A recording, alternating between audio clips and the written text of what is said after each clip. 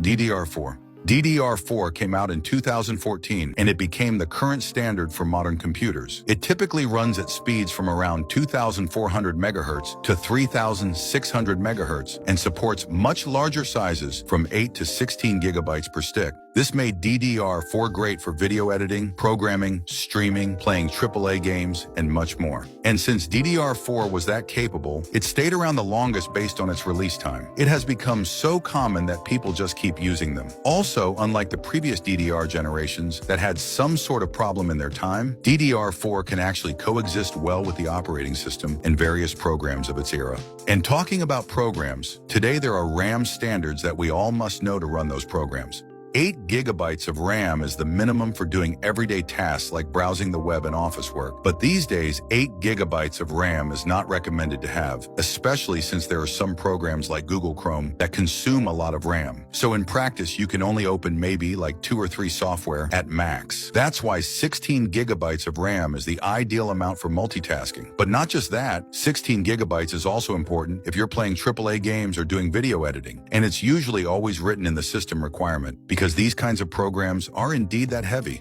As for 32 gigabytes, it's suitable for heavier work like programming or engineering. It's also great if you like playing AAA games while also streaming and chatting at the same time. But just in case you're wondering, does having more RAM always mean better performance? The answer is yes, but only up to a limit. For example, let's say we play a heavy game that requires us to have at least 12 gigabytes of RAM. If we play with just 8 gigabytes of RAM, it's technically possible, but the FPS we get will be lower. And if we play with 12 gigabytes of RAM, it's gonna feel smooth since we've met the system requirement. But if we play with 16 gigabytes of RAM, it almost doesn't increase the FPS anymore, because the system already has enough memory to work with.